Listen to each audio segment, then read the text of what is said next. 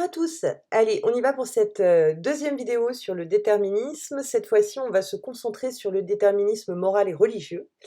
Et nous allons parler de l'homme à la moustache qui est sur votre livret de méthode, Friedrich Nietzsche. Friedrich Nietzsche, donc philosophe allemand, je vous en ai déjà parlé, qui va énormément critiquer la religion judéo-chrétienne pour plusieurs raisons qu'on va détailler ici. Ce qu'il faut savoir de lui, c'est qu'il rejette avec assez de virulence la morale judéo-chrétienne et notamment ce que nous on entend, enfin nous, ce que cette morale-là entend par les critères traditionnels de bien et de mal. Il appelle cette morale une moraline, c'est-à-dire une petite morale. Pourquoi? Parce que les valeurs de cette religion, selon lui, visent à dénigrer la puissance de l'homme et les passions humaines. De ce fait, cette religion nous pousse à accepter une image dévalorisée, dépréciée de soi-même, à nier ce qui fait de l'homme toute sa singularité, enfin ce qui fait de l'individu toute sa singularité. Et de fait, c'est une morale qui finalement vient dévaloriser notre existence sur terre. Alors, je m'explique. Pourquoi est-ce qu'il a cette critique-là? Parce que pour lui, c'est une religion qui valorise les passions tristes. On va valoriser l'abnégation, la souffrance qui prend tout son sens, par exemple à travers la symbolique de la souffrance du Christ. Eh bien, on érige cette acceptation de la souffrance comme étant une valeur de bien.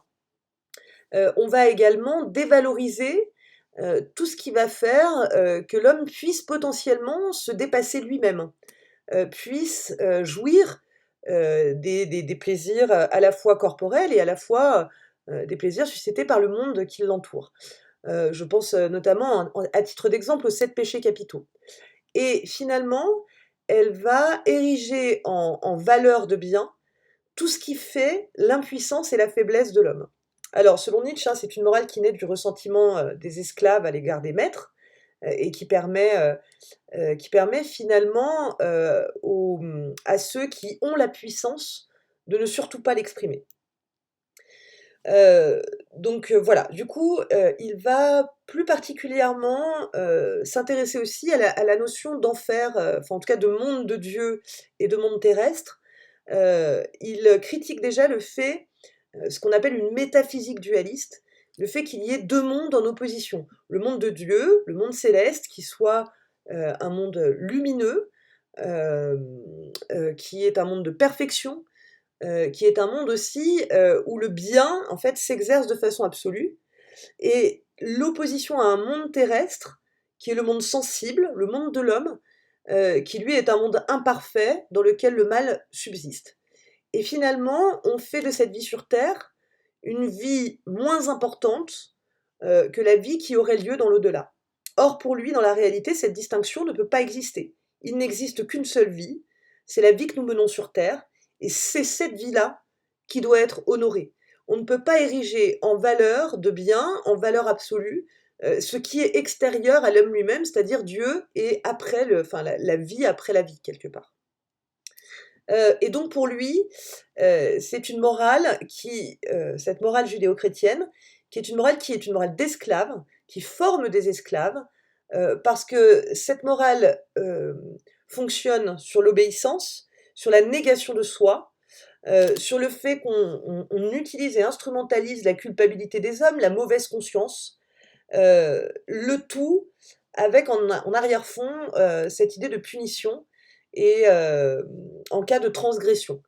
Donc finalement, on vient enfermer l'homme, on vient en faire un être obéissant, qui ne doit jamais exprimer sa puissance, qui ne doit jamais exprimer sa singularité, et qui renforce beaucoup trop, aux yeux de Nietzsche, l'instinct d'obéissance. Pour lui, le plus important restera d'exprimer une volonté singulière et forte. Donc, pour Nietzsche, on va avoir trois origines. C'est ce qu'on appelle la généalogie de cette morale. On va avoir trois origines de cette morale, de cette moraline, comme il l'appelle. Le premier, c'est une origine qui est d'ordre physiologique. Pourquoi cette morale a été créée? Et pourquoi elle aurait été créée par des faibles? Parce que le faible a tout intérêt à soutenir une morale qui ne valorise pas la puissance, qui ne valorise pas la force, qui ne valorise pas l'égoïsme, mais ici, l'égoïsme n'est pas à entendre justement comme l'entend la religion judéo-chrétienne, c'est-à-dire penser à soi au mépris de l'autre. L'égoïsme, ça veut être aussi penser à soi, et ça peut être un égoïsme vertueux, ça c'est une notion qu'on prend à Aristote, c'est-à-dire un égoïsme, penser à soi pour mieux donner à l'autre, pour mieux faire profiter l'autre. Et donc au final, le faible n'a pas intérêt à ce que l'individu exprime sa puissance. C'est pour ça que le faible va avoir tendance à valoriser l'humilité, le pardon, la contrition, la paix, là où celui qui est fort, naturellement, irait vers la noblesse, le courage et la force. La deuxième origine, c'est une origine psychologique. C'est que le faible peut ressentir une forme d'injustice face à sa situation. Le fait d'être moins fort qu'un fort. Et donc, en devenant envieux et jaloux, il vient à condamner la liberté d'expression du moi et l'affirmation du moi quand celui-ci est puissant. Donc c'est une façon de casser en fait l'autre pour ne pas qu'il exprime sa puissance. Le dernier point, et c'est un point qu'il faut retenir, c'est ce qu'on appelle donc la troisième origine, c'est ce qu'on appelle le grégarisme. Alors grégarisme, ça vient du mot grégaire, et grégaire, c'est l'adjectif qui signifie vivre en groupe, c'est l'instinct du troupeau. Mais l'instinct du troupeau, quand on dit vivre en groupe, on ne parle pas des hommes qui vivent en société, ici on parlerait de cette tendance naturelle à être gouverné par le plus grand nombre. Et donc au final, comme l'homme faible, n'a pas forcément la capacité à s'émanciper de la masse, parce que sans elle, il ne survivrait pas, il va se soumettre spontanément à leurs valeurs. Pourquoi? Parce qu'on possède justement cet instinct de troupeau. Ce que ça signifie, c'est que l'homme puissant n'a pas peur et a le courage de s'émanciper de la masse. C'est celui qui est capable de se démarquer, celui qui est capable d'instrumentaliser et d'utiliser son potentiel pour ne pas être comme les autres. Alors quelque part, la finalité, c'est pas ça, mais en utilisant son potentiel, il se démarquera des autres.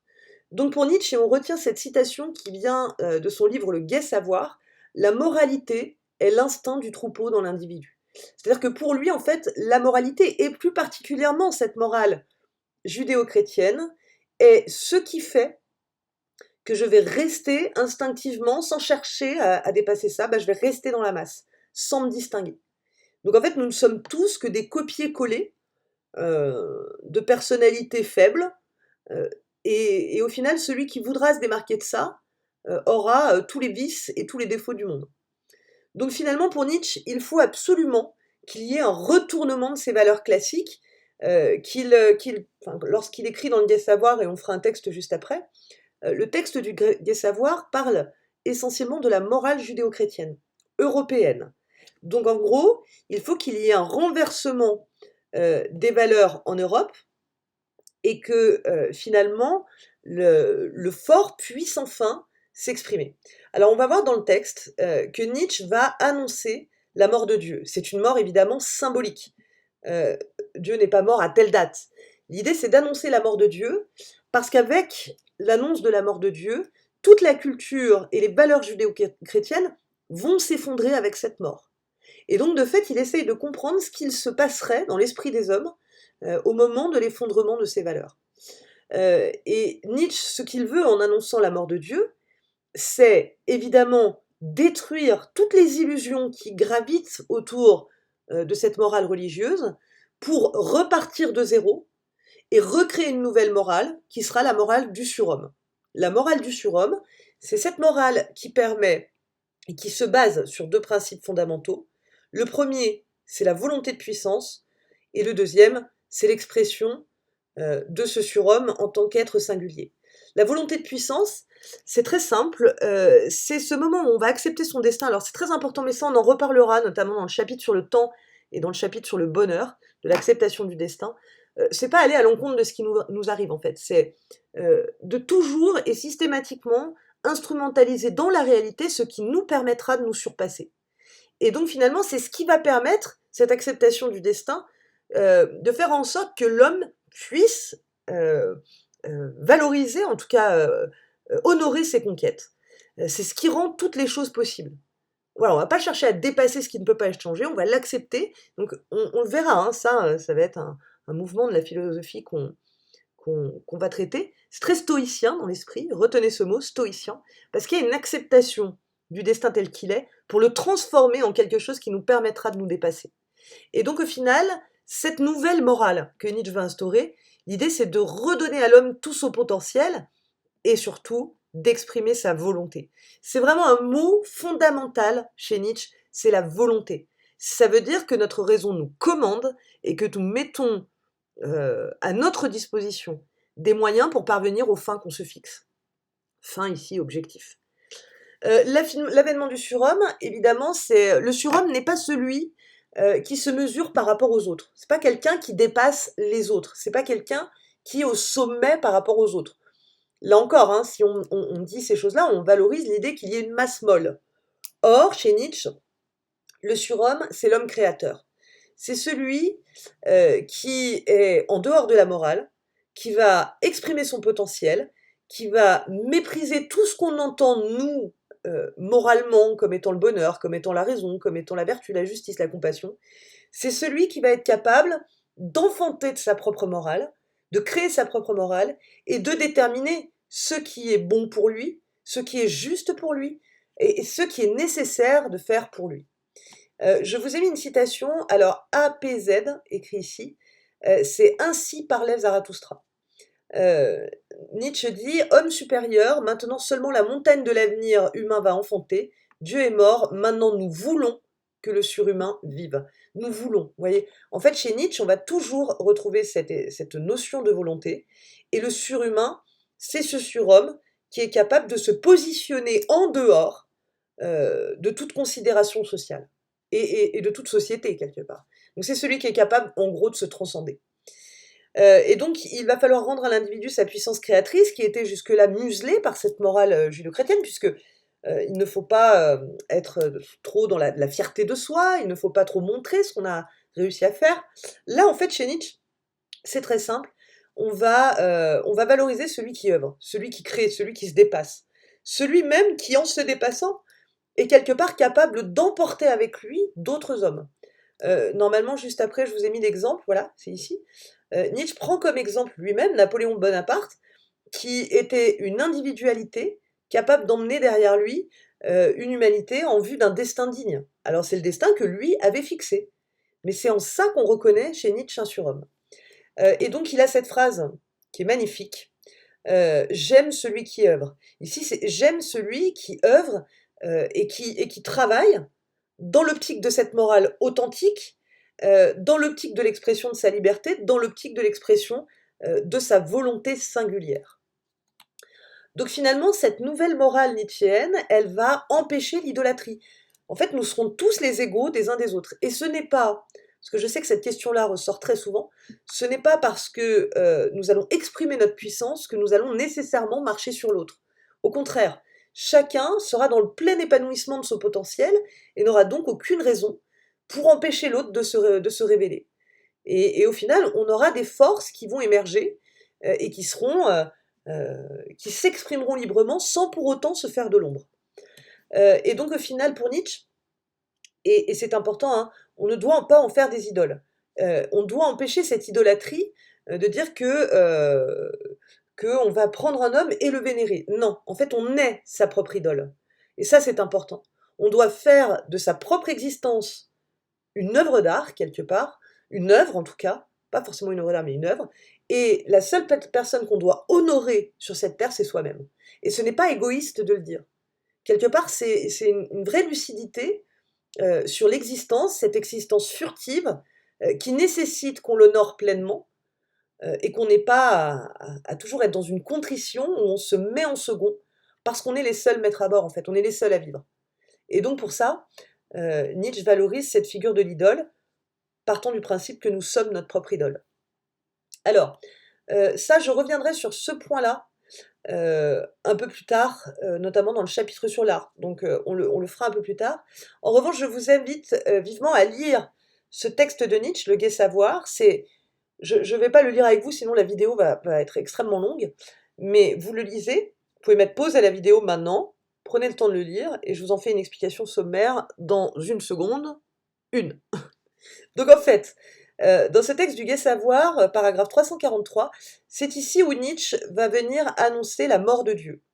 Il dit: «Dieu est mort», donc c'est vraiment une phrase, très emblématique, hein, de lui et il va dire justement, vous voyez, il parle de l'Europe ici, et il parle aussi un peu plus tard du vieux continent, et il va dire que l'effondrement, en fait, l'annonce de la mort de Dieu coïncide avec l'ébranlement, l'effondrement de toute la morale qui accompagne, cette morale judéo-chrétienne, en fait, hein, de toute la morale qui va avec Dieu.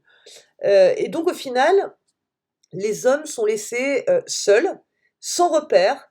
Voilà, il parle de vieux monde, il parle de vieux continent, donc pour lui, c'est vraiment une morale poussiéreuse, hein, qu'il faut, qui doit être anéantie.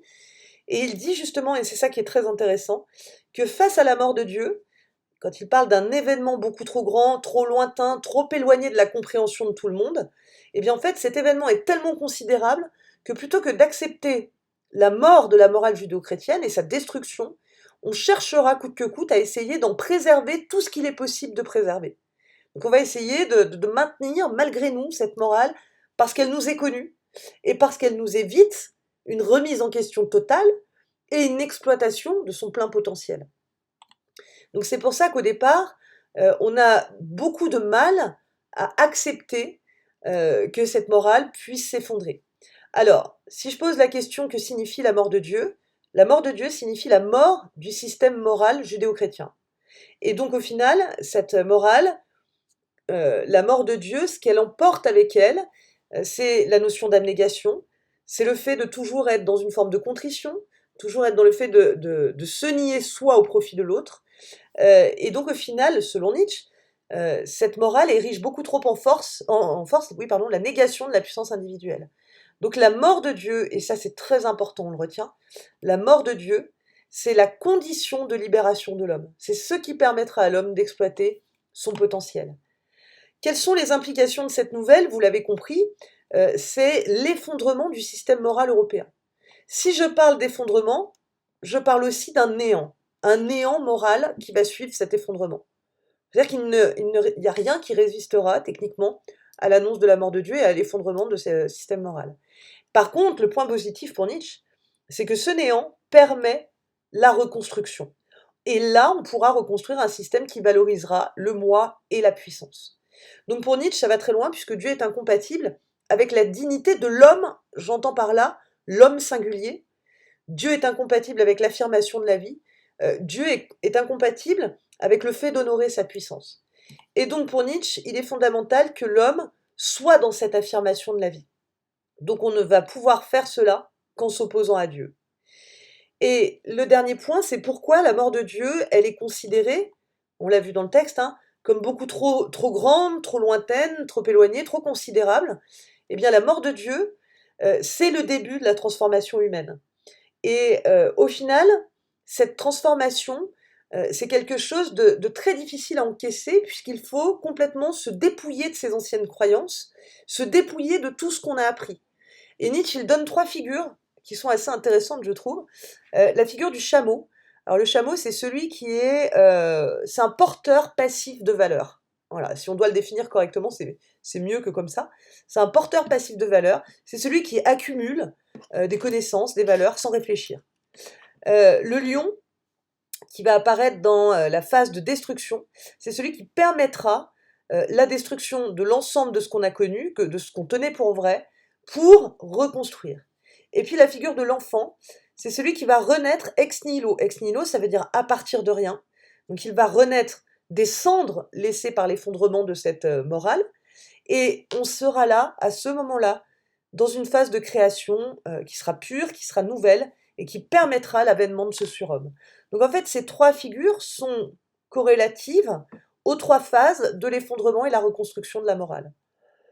Donc finalement, et je terminerai là-dessus, l'homme sans Dieu, il n'a aucune instruction. On ne lui dit pas ce qu'il doit faire, on ne lui dit pas comment il doit penser.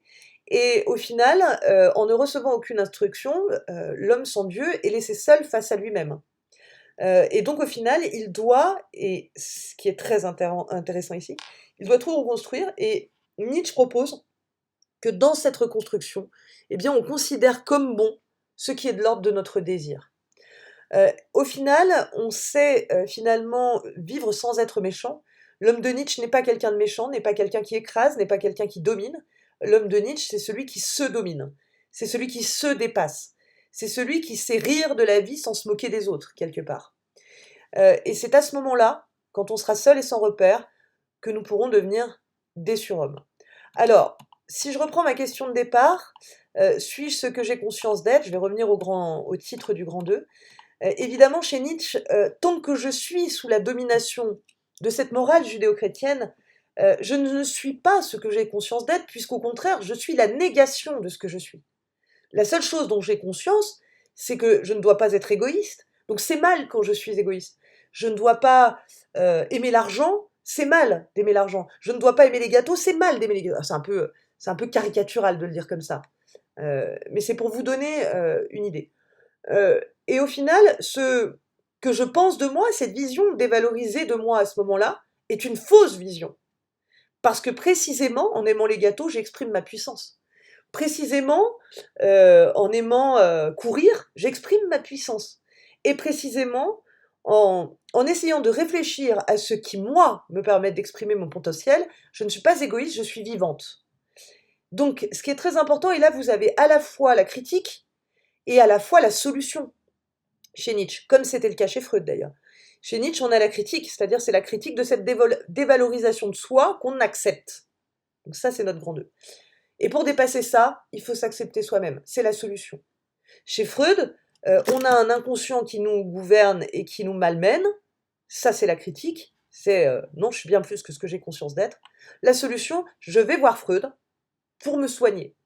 Et je paye 150 €. C'est là le coup de force de Freud. De même pour Marx. Je ne vais pas vous faire passer le cours de Marx, on l'a fait l'autre jour, mais je suis dans un système aliénant. Marx, il nous donne la solution clé en main. Il faut une dictature du prolétariat. Il faut une révolution communiste.